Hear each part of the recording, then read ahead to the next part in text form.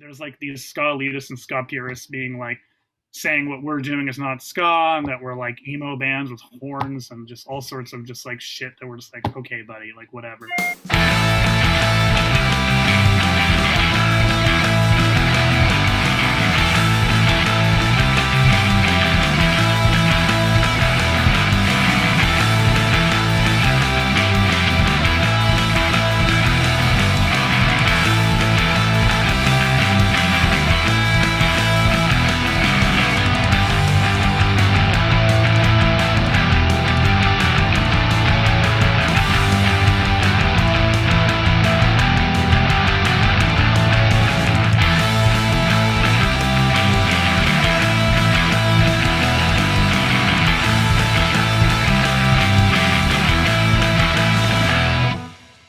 Brent, hey, welcome to the Question the Answers podcast. How you doing? I'm good. Thank you for having me on this wonderful 4th of July. Yeah, I know we're doing this on the 4th of July. Yeah, like I mean, of all days. But yeah, so this is Brent Friedman, who is kind of a jack of all trades, but probably mostly well known right now for being the drummer for the band We Are the Union. And I'm really excited to have you on the show. I mean, gosh, you guys are blowing up, man. I mean, like there's been so much great stuff going on in the works for you. You have this new album called Ordinary Life, and it's just came out on Bad Time Records. It's blown up everywhere. I mean, the songs are great, album's great. It's been selling out. It's what, the third pressing right now? We're on the 4th. We actually just ordered the 5th too. Oh my goodness. Wow. That's so exciting. Yeah. Yeah. I mean, for any band right now, I'd say that that's like just a tremendous feat, and especially with no shows or anything having happened. Yeah.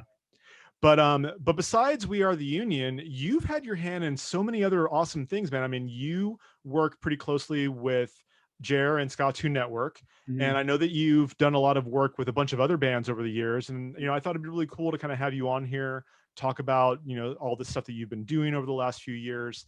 And right out of the gate, so I have this question for you, and it has to do with your Instagram account name. So it's like, please tag me in your ska posts. Yeah. Like, so where did all that come from?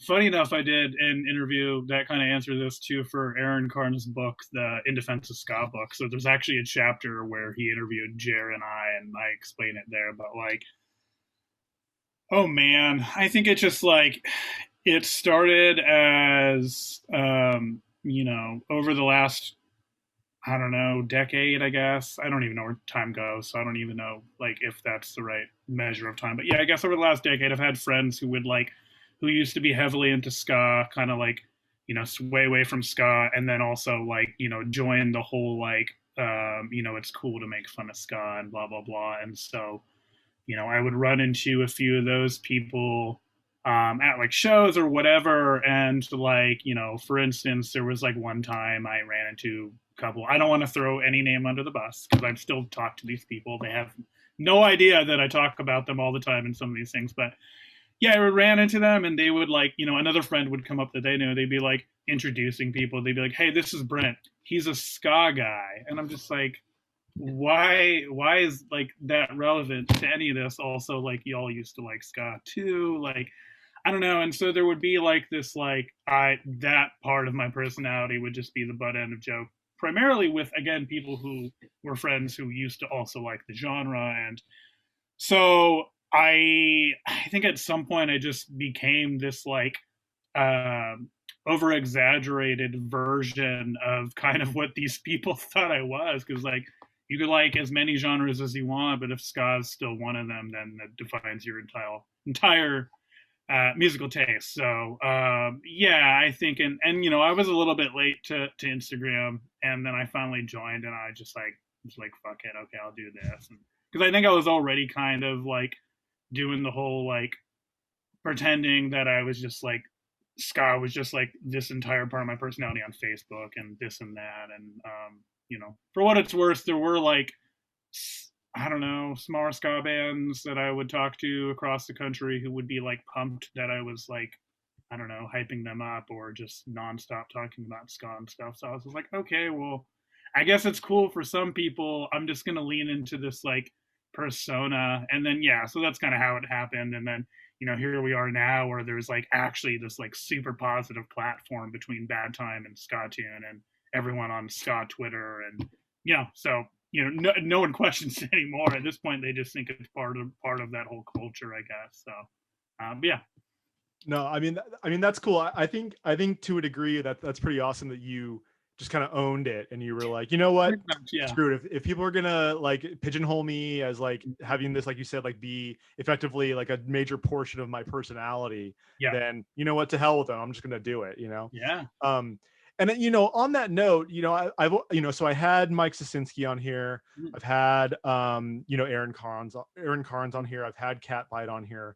Mm. And like I've made very clear like bones about it. It's like I'm a big ska fan. I've been in ska bands over the years.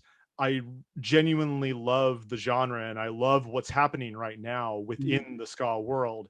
There are some things that I kind of do, I guess, sometimes get curious about though, with like the fact that, like, okay, so in defense of ska, I understand, like, we're trying to kind of elevate the conversation to not have ska like be this redheaded stepchild that a lot of people kind of paint it out to be.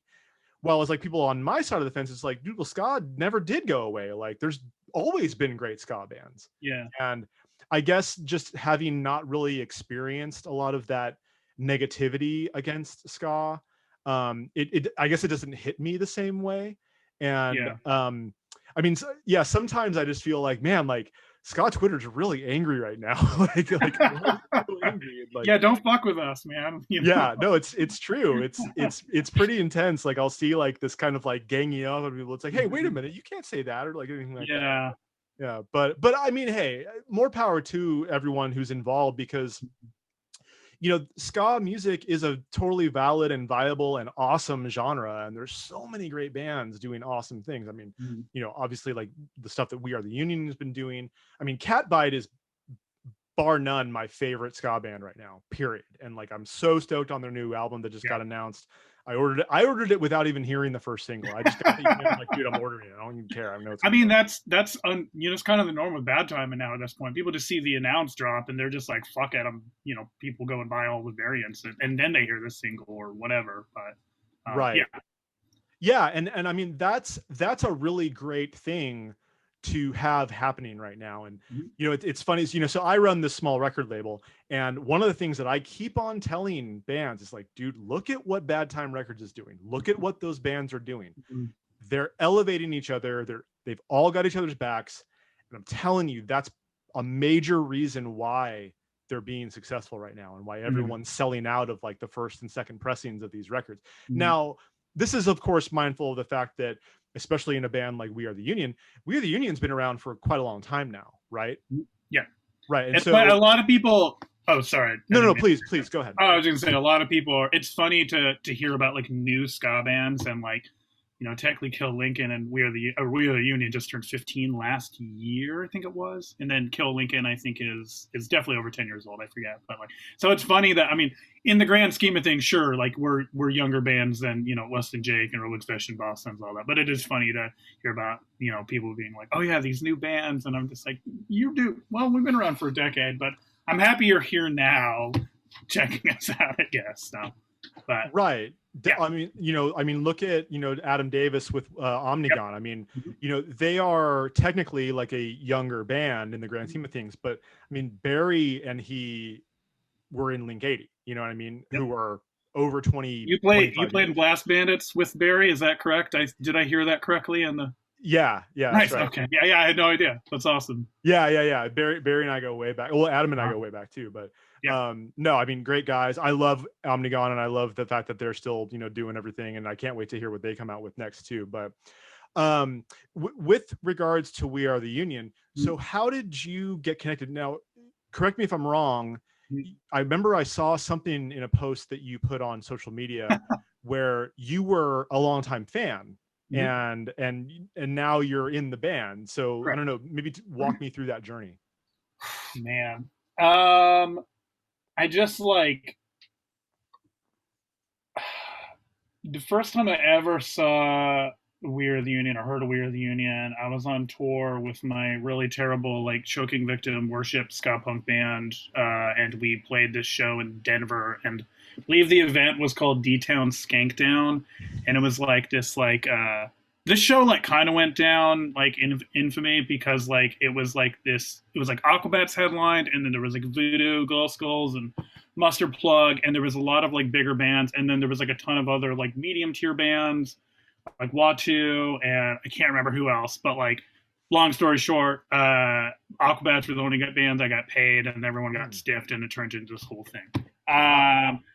I remember this to this day. I don't know, but it was the first time I ever saw or heard We Are the Union, and I remember watching them on stage, and like because I think sorry to jump around here a bit, but like part of like why I've been able to like stay engaged with ska for my entire life is because I've come across like newer bands that will like get me excited about the genre again, or like they're doing something different that I never heard before, and or they're just doing something cool, or there's more substance to this band than some of the other bands that I've come along or whatever. And Watu was that band at the time, and so I immediately went home and like downloaded like that because their first record was like for free on like Bandcamp or something like that. And then like that record was just like the first We're the Union record was like one of my it still is one of my favorite ska punk records of all times. I like still listen to it as a fan, which is really weird. I even got to play the 10-year anniversary shows with them, which was amazing. But so anyway, so I heard them then, and then like I went on to like play in a couple more ska punk bands that kind of toured and kind of crossed paths with like We Are the Union, but not like a lot. And I would also like book them as like a DIY promoter when they'd come to SoCal, Southern California, just because like nobody really knew who they were out here, but I did, and so I was just kind of like, fucking, I'll book like all 5 of their fucking California shows. So I don't care. I just like want to see them, and do stuff like that. I think along that timeline, like when I was doing that, I think again, like if you asked Reed now, she would probably not admit it, but like I was probably kind of a punisher to them, just because I was just like, please, I just want to hang out with all y'all and book your band and blah blah blah. And like, what was it? And then so fast forward a couple years later, I'd cross paths with them at Fest. I think I like got to the point where I was like kind of friends with Reed, but I think it was more so me just being a fan and Reed just being nice. Let me tag along at like we'd go get coffee at Fast or this and that or whatever, And at some point, the drummer of a long time had left. They had this other guy drumming for a little while, and I remember being at a fest where that newer person, I ran into him, and he was just like, he knew I was a fan, and he like came out to me just like, hey, so I'm gonna be going to school full time, and We're the Union's probably gonna need a drummer. And at that point, I had kind of already known that I was going to be quitting the current band that I was in. And I remember texting or messaging Reed or something. I don't remember the form of communication, but I was just kind of like, hey, like, if y'all need, a drummer for anything you have coming up, like, let me know. My availability is about to open up. And sure enough, ended up like meeting up with Reed for pizza, and she was just kind of like, we have this tour coming up, and we really need a drummer, and this and that, blah blah blah. And like, so we want to ask you want to come play with us, and so that's kind of how it started. And then every band I've kind of been in, I've been like I guess the exact opposite of the drummer stereotype, like where I just like I don't just hop in the van when I'm told and play drums. Like I'm just like I need to be a part of everything, whether that's you want to call that managing or whether you want to call that day to day or like whatever. I'm just like I just like have to be that. I just like to do that. Like whether it's anything from accounting, putting together budgets, to helping with marketing, to helping putting together like what designs go on merch, helping with the booking, like everything. I just like what I don't know. I just like I feel weird being in a band and not knowing what's going on 24/7. So anyway, and then shortly after I joined the band, like, and Reed knew that I had like that kind of mindset, and you know, she was that person for so long. I think she wanted to like not be the only person that was doing it. And so, you know, fast forward a year later, I'm already like the person. I think my first show ever was Fest. Oh God, I don't even remember what year it was. I mean, I think at this point it's been 5 years now. But I just remember like Reed introduced me on stage as like, yeah, the new person, you know, Brett, like he's already the person handling the money. I don't know. I don't know what to say, you know. So but yeah, so shortly after, you know, I went from being a fan to fucking managing the band, playing in the band basically. So Yeah. it's been great. Yeah, it's super cool. And then yeah, like a couple years I'm so bad with like time, I can't remember. But yeah, like shortly after a couple years in, we did the anniversary shows for that first record, and again, that first record like more or less changed my life, and so it was cool. I got to play those shows, and like those were wild shows, and it was just like got like goosebumps playing the songs, and Reed now like basically doesn't hate that first record, but it's just like it's been so long where she's just like, can we just focus on the new stuff? So, but I Right. still like talking about that. I still like playing those songs. So, yeah. Yeah. Well, now correct me if I'm wrong, but is uh, Reed's pretty much the only person who's originally like from the beginning, right? Brandon the bassist also original as well. Oh, okay. Okay. Yeah. Yeah, I didn't realize that. So, no, yeah, and then Ricky, our guitar player, has been there for quite a while, but not since day one. He's not on the first record, but he's basically OG for the most part. And then like yeah, me and Jer are the newbies, if you will. Which again, now it's been 5 fucking years, so right. Yeah. I don't know where time goes, but yeah, No, I mean, well, I mean that's pretty rad. I mean, I've had a similar experience in that, like, you know, I got to join Tsunami Bomb yeah, after they came back together, and it was initially they had the original guitar player, and then they had another guy filling in, and then they eventually needed somebody else, so they asked me, and it was just kind of nice because I'd been friends with them for forever, you know. mm-hmm.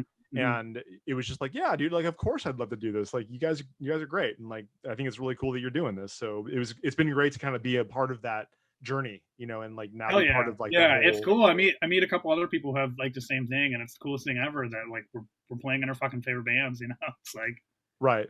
Yeah. cool. Only in punk and ska or whatever can that really happen, I guess. I don't know. Or at least it's more realistic to happen. So Yeah, I mean, it's funny. Like I had a friend of mine, Ben Flanagan, on a few episodes back, and you know his band is made up of like three kind of heavy hitters from like old, like, well, not older, but you know, within like the last 20 years, yeah. kind of bigger alternative rock bands, you know, and you know, so these guys like come from like that world, you know, and we were having this conversation about, you know, what are like some of the major differences between like the punk and ska and like indie world versus like this kind of rock and roll world, you know. Yeah. And it's kind of hard to pinpoint because there are differences obviously, but I guess sometimes you have to like quantify it weirdly because Yeah. like the question I kind of posed to him was like, how does a band who wants to be a hard rock band kind of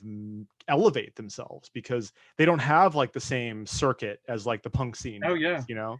No, I So think it's about that all the time. I'm just like, you know, you know how the trajectory is supposed to go if you're a punk or anything under the punk umbrella, because there's this DIY infrastructure. I'm just like, dude, how do like rock bands or like any other genres do that? Like, is there a DIY infrastructure? I mean, like, I sound like obviously so like an idiot saying these things because I'm sure there might be, but I'm so close. I mean, you know, I'm living in a bubble, I guess. But like, to my knowledge, there is not, or at least anything that's even comes close to like the DIY infrastructure that we sort of have here. Um, well, and like I would be curious to know about the generically speaking like pathways that like yep, somebody in the hip hop world or like the yep, underground rap like world like may have to totally. go through in order to elevate to like the next level, you know. Mhm. Because I know very little about those worlds, you Yeah, know, in regards to like that, you know. So but you know, I think you and I can both agree that like you pointed out, there is kind of like this standard way mhm. of moving through the ranks, you know, within Yeah, like the punk and ska and like kind of indie rock world. So yeah. yeah, yeah, it's an interesting thing to think about. But On so kind of piggybacking on something that you mentioned earlier. So, you do a lot of behind the scenes work, within the bands that you've been in. And like I'm kind of like you, like I'm one of those people that like really likes to kind of have their hands dirty in a lot of that stuff. Yeah, yeah, yeah. And I don't know, it makes me feel like better about the way things go, maybe. But Yeah. so you also work pretty closely with Mike Sosinski and Bad Time, and you kind of handle some stuff for him with respect to the label. Yeah. And then you also do or have been doing some stuff for Jer Skatune Network as well. At least that's currently you're still doing that, right? Correct. Yeah. Yeah. And yeah, so tell me a little bit about like that work that you're doing. Oh man. So I guess like so with what am I trying to say? I think the best way to kind of like explain how I like got here is to kind of like back up a little bit and like so before I was like I had a lot of time to spend working with my friends in my own band and stuff. I was working doing day to day for MXPX and Goldfinger and a couple other bands. And I kind of like really learned the ropes of like how to basically do just day to day operations, like spanning every aspect of the music industry, really. I guess that's kind of long and short. And it was great. And I loved working for those bands and stuff like that. But like it was such a grind and it took such a toll on my mental health. That's unfortunately the reality of it. And so I did eventually step away, took some time off. And like obviously I found myself like doing some of those day-to-day things again, but this time it was like it's with my friends, it's with I don't have someone over my shoulder all the time. I can take a day to just take a mental break if I need to. But those are all things that like I did always enjoy doing. I think I just needed a little bit more of like a freelance aspect to it, and just being able to like do it on my own time and stuff like that. But like with Jer, I mean, I've known Jeremy even before we both joined We Are the Union, and since day one of Skatune Network. And Jer, wonderful human being, wonderful hard worker. Uh, they're they're a little bit chaotic with their organization, so they need someone to kind of help and answer emails and kind of like, hey, can you throw my signature on this thing that I'm doing for this, or can you do this or that, and can you help me with marketing assets? And so that was something that just like naturally found myself doing. And that was the same thing with Mike too. It was just like, when Mike when Mike first started Bad Time Records, I think I told him like, man, you want to start a ska label in 2018? That's like the worst idea ever. But here we are, obviously 2 years later. I mean, it was the greatest idea ever, obviously. But like Mike does so much, and I think it started off with him just kind of like coming to me to bounce ideas.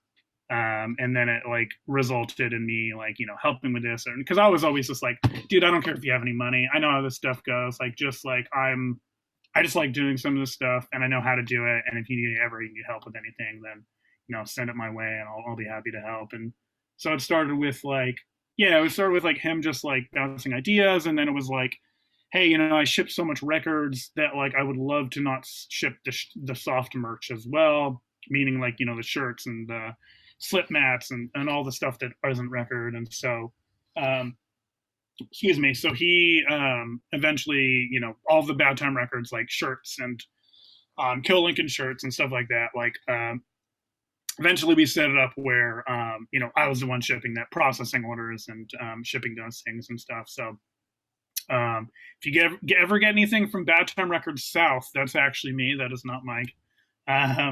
So it started off with that, and then it turned it into like, then like anytime there was any sort of marketing campaign, whether it was like a record release or announce on sale, or it was just like merch drop or anything like that, it was like I had so much experience like working for all those last bands, and like obviously not to discredit Mike, because Mike has like great like intuition when it comes to all this shit. And so there's been so many times where I'm just like, Mike, dude, like you don't even need me, like you're so much better at this than I am, or whatever. But that's also us just like hyping each other up. So but yeah, so I've helped, like if you've seen any like the dumb Kill Lincoln marketing videos, Most of those have been my terrible ideas. Like it'll literally be me like texting Mike, like, all right, cool, the announced video should be this, and then he'll be like, cool, done. And I was like, dude, I was kind of joking, but like if you want to do that, then like that's cool. But that's, I don't know, that's kind of also the fun of it, is just like we're just texting each other the worst ideas and then making it a reality, and then just kind of having fun with it or whatever. So but yeah, and so I mean now it's like I'm just around and like in all the conversations with anytime there's a release coming up, and just helping with like any of the strategy, and like on announce days especially, like I'm checking inventory for Mike, making sure there's always like an extra pair of eyes on things. I actually handle all of like the customer service emails now, because as you can imagine, you can actually get pretty burnt out from answering customer service emails. So Mike handed that over to me, and so I do that, and yeah, just I mean, just kind of odds and ends, and with both of them. And I also, actually, not too many people know, but I also do accounting work for the Suicide Machines, Oh, which is like my most recent addition to my Swiss Army knife of jobs, if you will. So yeah, it's a lot. My day to day is just all over the place, and it's just Suicide Machines are my friends. Let me put them. Let me just say that out loud. So it's like, so again, yeah, it's like just doing a bunch of things I kind of already know how to do that other people just don't want to do, and they're all people who I really like working with and trust, and we shoot the shit all the time, and we get a lot done. It's cool. I don't know. well, you heard it here first, folks. What keeps the ska scene together? It's Brent. Yeah, yeah. Brent's Very the one who debatable. holds it all together. He's the glue. Yeah. No, I mean I mean that's great. I mean, I'm assuming, like, so out of curiosity, and like, so what do you do for a day job? I mean, is this your day job? This is it. Yeah. Yeah, it was. I mean, I was on monthly salary when I was working for MX and Goldfinger and all those bands back then, and I make I'm in a position where I have like pretty low overhead, which is like very fortunate to say. But I also, since all of my jobs now are under the table, I still can get unemployment, which is nice. But even without that, I'd be fine. Especially now, like I do all that, and then I don't even think that's everything that I do, because I also do, like, I just took over, like, I'm doing the Omnigone store. I do all the fulfillment for that. I'm going to be taking over the merch fulfillment for Suicide Machines. My partner Jessica does the fulfillment for all of the Skatune Network merch. So like me and my partner have a hand in like so many things, and it's all kind of just growing, honestly. Like it's crazy. So like, yeah, this is our day job, I guess. It's great. Yeah, I don't know. It's weird. I mean, the people I talk to on a daily basis, and the people who like pay me, is like, if my high school self knew what I was doing now, it'd be like, what the fuck are you talking about? So yeah, it's really cool. I'm definitely like, I'm aware how fortunate we are to be able to essentially make money off of ska punk right now. It's crazy. Yeah, I mean, what a time to be alive, right? Yeah, for sure. Well, and I not to bounce around too much, but I know that We Are the Union have a pretty awesome short run of shows coming up later this year, and I'm particularly very excited about this because you're going on tour with two of my favorite ska bands, Slackers and the Agrolites, and I mean, talk about just two of the best bands that do it live, period, as far as I'm concerned. But it'll be my first time actually seeing We Are the Union. Okay, cool. And so that'll be really exciting for me. And it's in Berkeley. It's like right around the corner from where I live. Nice. So it's not too far. But tell me a little bit about how that came together. I mean, you guys have a booking agent, I'm assuming, right? You're looking. Oh, so you handle all the booking too. Okay. Well, yeah. Awesome. Yeah. It's so I've had that same conversation with Jamie, who is our publicist, who handles all our PR stuff. Every time she's like, "Well, who does this?" And I'm like, "That's me too." But yeah, Glue. no, and yeah, the agent was Reed for a while, and then again it was me, and that was something that I worked for those bands. I did a lot of like the coaching with getting deals, and so I have like experience with even doing deals with Live Nation, AEG, and all those. But I also obviously know the DIY realm very well, and so I don't know. Also just something I just like always want to have a hand in, I guess. Mm. But so yeah, so we that was Slacker's agent. It's funny, our Slacker's agent actually like I think like messaged us on Bandcamp or Instagram or something like that. I don't know, very informal, but like honestly, like I don't know, I respect that. I mean, like the music industry is honestly not as formal as you think it is. So, Right. but yeah, just messaged on there and then hit us up and had a good. I was like a little wary because I was just kind of like, okay, this is like a different, like kind of like the opposite side of the ska spectrum is what we're doing. But like, we talked with them and they were just kind of like, paying attention to everything Bad Time does. And like, we also acknowledge that there's like this generational gap in ska and punk right now. And, we want to help bridge that gap. And like, everything they said was like all the right stuff. And so we're like, hell yeah, like let's do that. But it was also at the time where like, we weren't even thinking about booking shows because it was like and we certainly didn't like have any interest in being like the first band out the gate. And like while we were of course anxious to play shows, we were just kind of like, what,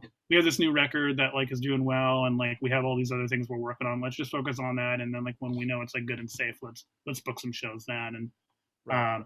so when those came to us, it was funny. They're like, are you doing anything around this time? Like, is this going to conflict? And I'm just like, no, dude, we don't have anything booked yet. So it worked out really well. And so yeah. And then, since then I've been chatting with like their agent a bunch, and just like, he's just kind of like, everything y'all do is you, and like Bad Time is the real deal. And like, all these other big ska bands should be come knocking. Like, like they'd be stupid not to take all of y'all out because of what y'all doing and the visibility y'all have. And, you know, just trying to like, and they were really good about being like, in the past we've been, the older band who have maybe said or done some things that are, would be coined as problematic like these days, and we're trying to like hold ourselves accountable and learn from that, and do better. And we've had fans now or whatever tell us to like that we're being too progressive or doing that, and we've just told those fans to go fuck themselves and shit. I'm like, that's dope, hell yeah,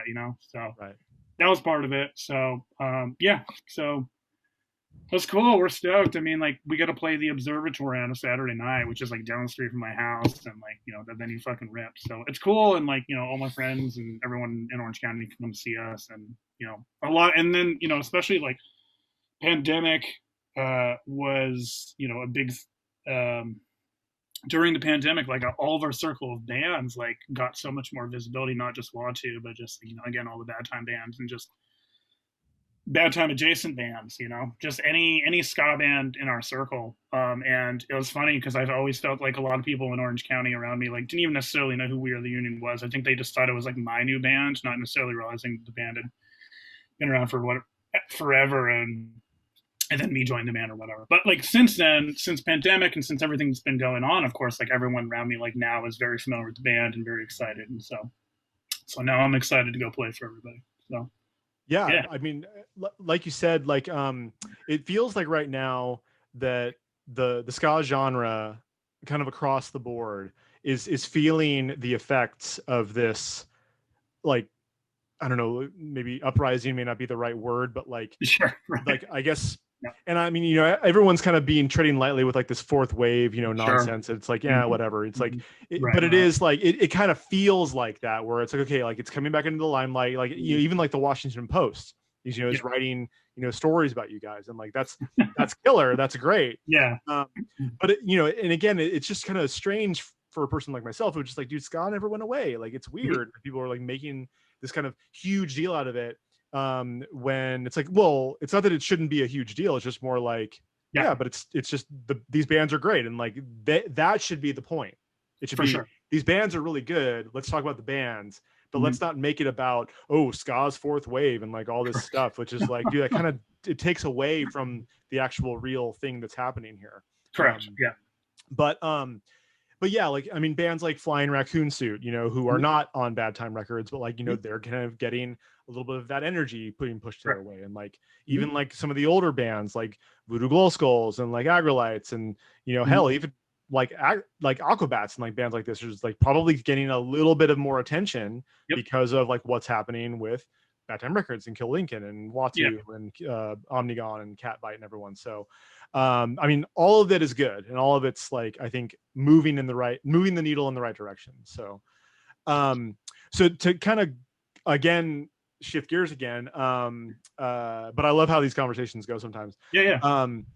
So you worked a little bit with Bad Cop, Bad Cop. I tour managed them for a couple of tours. Yeah, it was like I don't even remember how that came about. I was like friends with the merch person. Um, Although I will say that Jenny Cotterill, the guitar player, lives in the complex that my mom lives in, also in Huntington Beach. And I just remember like a couple times I'd visit my mom. This was like pre Fat Records for them, and I'd be like, why the hell is there a Bad Cop sticker on this person's car? Like, how the fuck would somebody even know who they are? And obviously, I laugh at that now with Jenny. But like, yeah, I don't even know how it was like. I would like cross paths with them at just like DIY shows I'd go to that they were playing or this and that or whatever, and then they like heard through the grapevine that I was like tour managing. I can't even remember because honestly, I don't even think I had really tour man. Well, that's not necessarily true. I've been tour managing my whole life. I just didn't realize that was an actual job.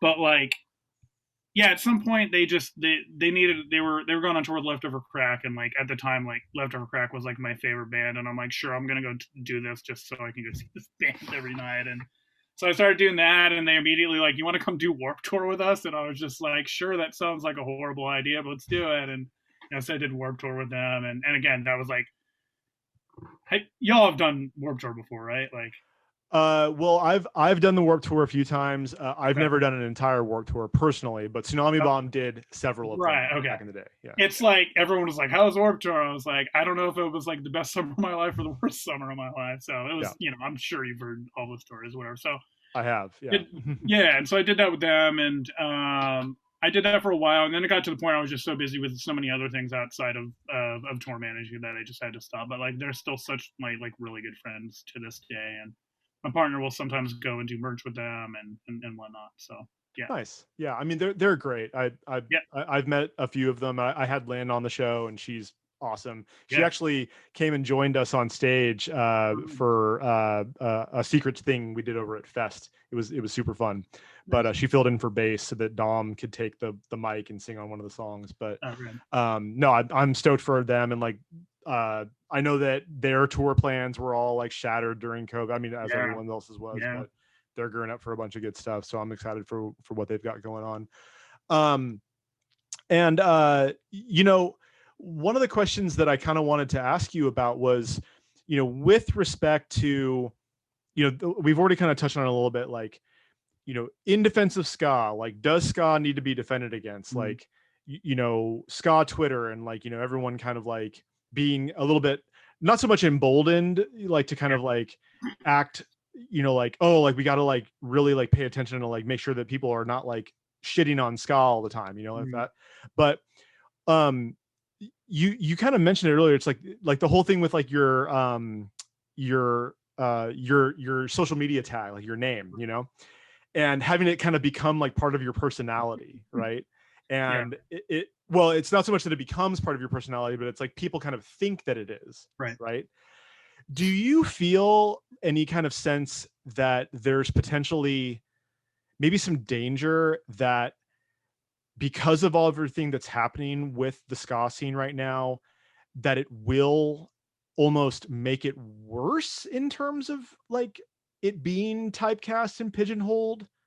Because like sorry, let me give you some context as to why I'm asking this question. So I was in a ska band years and years ago, the Blast Bandits, right? And when we played a lot of shows, it was oftentimes with bands that were not ska bands, right? And that just felt natural and like common, right? And I know that it's not necessarily just ska that I think potentially has the danger of this happening, but I feel like sometimes it's better when you have more shows that are like a mix instead of just being like this homogenized, like, oh, it's only ska bands, And I guess what I'm trying to ask is like, do you feel like maybe there's almost like too much energy being going in right now to like ska, ska, ska, ska, ska, you know, like, and it's only ska, and like only ska is the only thing that matters. I mean, I don't know, like, I don't mean to sound like weirdly negative when I ask that question, so I hope Yeah. that's not coming across that way, but No, I don't know. I think that like a show start happening, I think it'll probably even itself out a bit. I think that there will be a time and place for like it should be just this stacked ska bill. And then I think there will be a time and place where like, like Jer has their project Jer, not just Skatune Network, and they're gonna probably go and do shows with like emo bands, and like I can see Watu also doing, shows with emo bands and pop punk bands. And at that point you're basically just like these are just shows of packages or bills of good bands. And like part of what we're doing is making it irrelevant that we're a ska band. It just so happens that we're like good bands. I mean, Jeff is doing that too. Like, some of the ska dream shows that he's doing, like they have like his the sport bands are not ska bands. It just so happens the headliner is a ska band. So I think there will be stuff like that. I think you'll still unfortunately see your quintessential like 7 band ska show, local ska show, and some things, and like obviously those things are going to keep happening, and those are the things that that people hate ska are going to obviously like grab onto and be like, see, the genre still is annoying as it always been, or blah blah blah. But then the people who are like the real people who are kind of like, oh, okay, no, like these are good bands. They just happen to be ska punk bands and stuff. So I don't right. know. I mean, like, I don't claim to know what the future is going to look like, but I do think that, like, yeah, I think there will be some positivity to that kind of thing and whatnot. And yeah, I mean, that's kind of the approach that like Watu's taken, because we're like, fuck, man, we really like want to do like these bad time eccentric like bills. We were doing some of that stuff even before the pandemic. Like we did Watch Kill Link and Catbite, and they were some of the best shows we've ever fucking played. And that was like when Catbite was like a brand new band. It was before Kill Lincoln had the new record, before we had our new record. And so like we're always like, anxiously waiting for pandemic to end so we can do stuff like that. But then also at the same time, we're kind of like, okay, well, we want to go and do shows with like, I don't know, there's like that band from New York, Teenage Halloween. Like we might go and do shows with them, or we might go and do shows with I don't know. I'm drawing a blank or whatever. But like, and I think all the ska bands that are in our circle would say the same thing too. Is just like we want to do. I don't know. It's about just we know that we're catering shows to like what we think that the fans want to see. Like we're not gonna like force fans to sit through like 7 bands that don't make sense together, or we think that they're all gonna be annoying them. And I don't know if that answers your question. I guess. No, no, no. It's, I mean, yeah. And like, again, like I wasn't sure if asking it that way was going to necessarily really ask the question that I wanted to ask, For because sure. like at the end of the day, like, of course you're always going to want to put together like a package of bands that makes sense, and you're going to want to make sure that you're catering to the right audience. And not only that, but you're trying to like make sure that the venue that you're playing at is going to be able to recoup on like their expenses and everything. And sometimes that means you need a 3 ska band bill so that you can draw the most people, right? But at the end of the day, I think that what I was more trying to get to was that I know that Aaron talks about it in his book, is like, for a better part of like that third wave, right? It was like just ska, ska, ska. And like, it was just Right. like this insane inundation of ska everywhere, right? Until the point where you just ad nauseum, you're just like, dude, I don't care.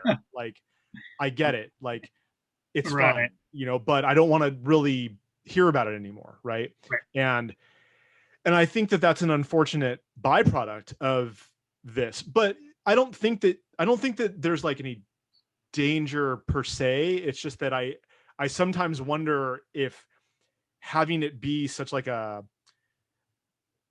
part of the personality, Sure. like it becomes Yeah. like almost like, oh, like too much, maybe. But Yeah. Well, I think that also like part of it becoming, I don't want to say that, like what killed the genre, because I don't think that's true, but I think why it became a lot of white noise to people is that like there was, and I mean, like, I don't know, not to like sound arrogant as to, hyping what we're doing up, but like, I think that like towards the end, there was not really much substance to whether it's the lyrics or whether it's just like what the band stood for. And, I do believe that like what, like all of our bands are doing is just like we're writing like lyrics that most ska bands in the past weren't necessarily writing about, or were like, like we're fighting for like progressive movements that like obviously like the two-tone movement, yes, obviously like those are all doing.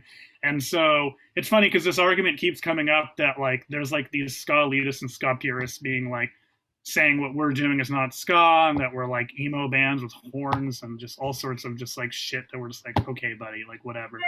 But like the reality is like there's also a lot of people who are saying like, no, this is actually closer to the two-tone movement than everything in between, because these people are showing how diverse not only like the music can be, but just like the people in general, and that like they actually give a shit about like human rights and these causes and things, and like they're writing songs about depression and racism and all these things that like, and so we're doing this, and then people are so mocking our genre. Like, are you serious, dude? Like, I mean, like we're writing about like way more serious things than like some of the other genres are there. And I think that like that's going to be the longevity. And like again, like yes, of course you're still going to have the people who are like, oh my god, I'm so tired of seeing ska in the mainstream or whatever. But like those people were just never going to care anyways, I think.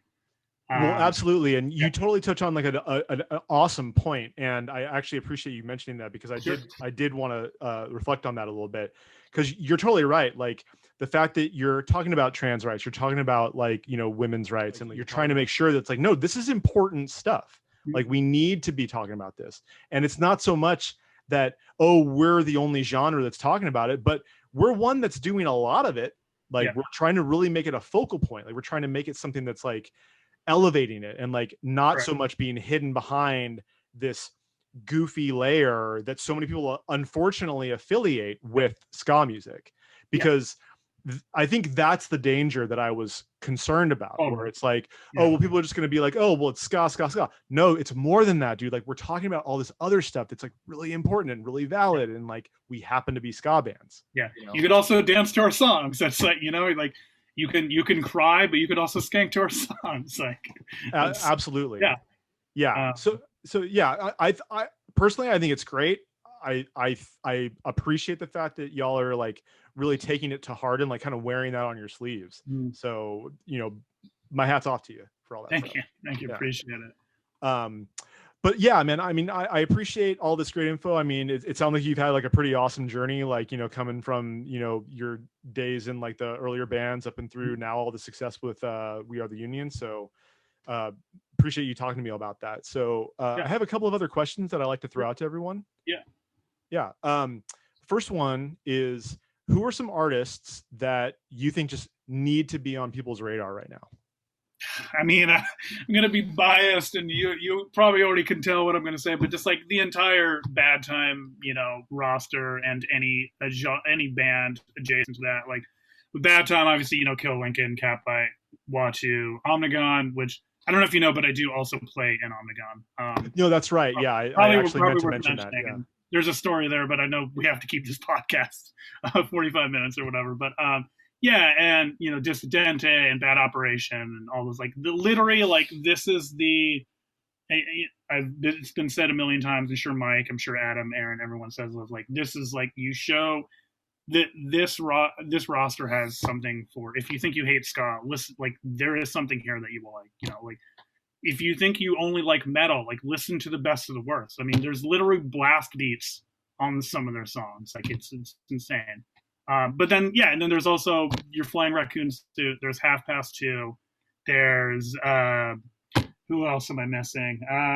Fucking in the UK, Pook's got the band that used to be Beat the Red Light. Beat the Red Light's also a good band. But Redeemin, I don't know. The list goes on. But like, there's so many killer younger ska bands, if you will, and I'm always going to shout those bands out, because that's all we're going to keep doing, is just like yelling and shouting until people pay attention to us. So yeah, well, it's working. Yeah, no, I mean, whatever you guys are doing, it's certainly benefiting every band so far. It's been on through that label. So well, thank you. And I mean, I certainly celebrate the entire catalog, so I'm a fan. One thing I definitely regret not signing up for the membership earlier this year. Oh, Yeah, the record club. the record club. Yeah, Yeah, yeah. yeah. I thought about it and I was just like, you know what? Like, like I'll admit, like there's a few bands that I'm not as keen on, Sure. No, and I that's get just it. Yeah, that's just yeah. my opinion. Totally. But there's more that I really like than ones that I'm not as keen on. So Right. it still would have been I think a very good deal, to get on. So Totally. Yeah. yeah, but yeah, and then last question I have for you, if you had to pick only 5 records to kind of listen to with you for the rest of your life, if you were trapped on like a desert island or something like that, what would they be? Well, I don't mean to ruin the illusion, but I'm very happy you gave me a heads up about this ahead of time Yeah. because this is not an easy one to do on the spot. It is funny. So I went through like my Spotify literally because I was like, oh, this will be easy. I'll pick 5 bands, blah blah. And then I made a list, and it was just like 10 plus records that I'm like, oh god, I have to choose half of these. And so I chose 5 that I don't know. I think kind of like I don't know. I guess I don't necessarily have a story behind some of these, but hopefully they're good ones. But first one, Sword of Jellybean, self-titled. That was that record. That band. Like I was very fortunate to go to shows and listen to get into like non-radio punk and ska bands at like an early age, and I discovered that record in like the 6th grade. Mm. I don't even think I realized it was a ska punk record, but like that was the record that made me fall in love with ska punk, and arguably the record that shaped like basically what I'm doing now. I mean, that record still holds up to me today. I actually did get to work with them at some point too, like booking their shows and whatnot. But it was like towards the tail end where like they weren't very active and whatnot. But again, yeah, that record is just so fucking good. Yeah. So first one, let's see. Good Clean Fun, Positively Positive. Are you familiar with Good Clean Fun at all? I remember the band. Yeah, I don't Yeah. know much about them, but Okay, so yeah, that's like their best of record, or their complete discography rather. Like every fucking like straight edge hardcore band does. But yeah, so they're from DC. They were a positive hardcore band. They were coined as Posiecore. But just like they were vegan, straight edge, feminist, like all songs about serious issues, but it was all sung in like a satirical manner. They had songs like called "Beat the Meat," which was like about veganism and stuff like that, and just like they were like a satirical version of Gorilla Biscuits, I guess. But like those songs in that record, just like it's so good, and like weirdly enough, like sometimes when I'm bummed or I'm like feeling depressed or whatever, so like just having trouble with mental health, like I was straight up listening to those songs because it is a positive force and they'll get me in a better mood. So I'll say that one because if I'm on a desert island, I'm going to be bummed as fuck. So, right. And then hopefully this one is not an unpopular opinion, but Green Day Insomniac, best Green Day record. Dookie is obviously the nostalgic one, but Insomniac is a better record. Also, I'm pretty sure JAR is a B-side from that record, which is also the best Green Day song ever. So yeah, That is a really good song, man. Like I will admit, like that's one of the songs that like I think will kind of always be like yeah. thought of as like one of their better ones. Yeah. And that movie Angus is great fucking movie. Let's see, Kid Dynamite self-titled. Kid Dynamite just like my favorite hardcore band, and that record is just so good front to back. I don't know if I have anything more to say. that record of the band's so good. And then just Slapstick Anthology. I think that's probably like my favorite ska punk record of all times. I mean, it's tough because like obviously I have so many favorite ska punk bands and records, but like I do think that record holds up for me even more so than like Energy, even more so than some of the Suicide Machines records, and Wow. just something about it. I mean, just like I don't know, anything early Asian Man is so fucking good, and just like that's the one. Metalhead and Parking Lot is like one of my favorite fucking songs. So yeah, I think those 5 records. I think yeah. Nice. Yeah, dude, Sort of Jelly Beans is a band that rarely gets talked about, at least amongst like people that I'm talking to, talks to ska. But man, so fun, so good. Managed to catch them live a few times. Actually got to play couple shows with them. They were always really fun. And yeah, like it's great. Like the drummer's now the drummer for Aquabats. Yep. Yeah, it's Yeah, I awesome. remember that whole Yeah. transition too. I remember I was working I worked at Blockbuster Video, and I remember Ricky came in to rent some movies at the location I was working at, and I, of course, he was just like shocked that I was punishing him about being in a sort of jelly beans rather than the Aquabats. And Right. so, yeah, it was super funny. And I just remember like he didn't have his Blockbuster card, and I had to like look up his name, and he's like, "My last name is not Fitness," and I'm like, "I know." Uh, Yeah. yeah, that record is like I kind of talk to some of those guys, even Ricky. Like I'll run into him occasionally, and I think he again just kind of remembers me as the guy who punishes sort of jelly beans. Right. Yeah. Wiley, I'll talk to occasionally and whatnot, and it's just so cool. I mean, like I feel so bad like telling all those people. I'm just like, yeah, y'all changed my life when I was in middle school, and just making all those guys feel super fucking old and shit. But Right. I don't know. It's just cool to talk to everyone that I used to just fucking list or that I in high school they were just like my fucking heroes, and now I just talk to all of them like as like they're my peers and shit. So yeah. Yeah. That's cool. I mean, I can't necessarily speak for Barry, but I know that, well, I can't speak for anyone else in the band, but I remember the Blast Bandits would be very jealous that y'all have any affiliation with Jay Navarro at this point. Like, because we were huge Suicide Machines Yeah. fans, Yeah, and yeah, yeah. like a funny little story. I remember apparently the band had given Jason Navarro or Jay Navarro a demo tape at a Suicide Machine show. I think it was at Slim's San Mhm. Francisco when it was still around, like Yeah. years and years and years ago. And they had the phone number on it. And from what I understand, what happened is that a few weeks later, our drummer's mother got a phone call, and apparently it was from him. And he was like saying, "Yeah, listen to the demo; it's really good." And like, sure enough, everyone's like, "What did you say?" Like, Jay Navarro called, and like everyone's like very upset that he could talk to him, of course. But they were obviously like elated that he called. Yeah. But yeah, I mean, that's, I don't know, fun little story. Oh no, I talk to Jay all the time. It's the weirdest fucking thing ever. I'm just like, he's like the most fucking. I mean, that band, you know, went from fucking being on the Return to Saturn tour, playing arenas, to, you know, Jay still has no problem fucking playing in a basement, you know. Right. And he's just so humble, and that band is so weird to think that they were on Disney Records for so many records, and it's the trajectory of that band is insane, but those records are still so fucking good, and they're such wonderful people, and it's wild, and I'm so glad they're still a fucking band. It's insane.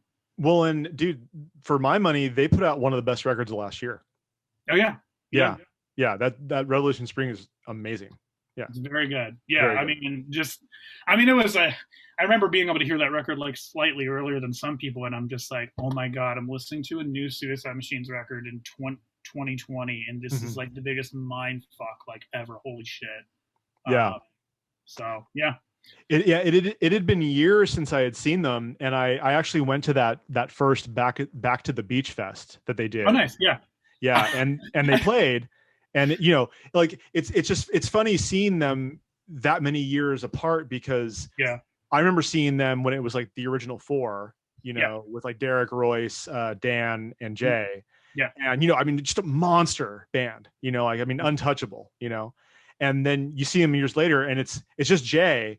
But dude, he's got some great players with him. And like, dude, Jay's like still like a ball of energy. He's like getting out on the crowd. He's just like totally sounds great. I mean, they haven't missed a step, dude. And like to come out with such a monster record Yeah. all these years later, it's like, dude, yeah, they're great. They're awesome. Yeah. It's so good. Sorry, I was laughing when you mentioned the first Back to the Beach, because I remember that show. Jay called me up a couple weeks before that, and he's just like, "Hey, I'm gonna get you into Back to the Beach, but you have to tour manage for us." And I'm like, "Okay." And so I did that, and that was really funny because like the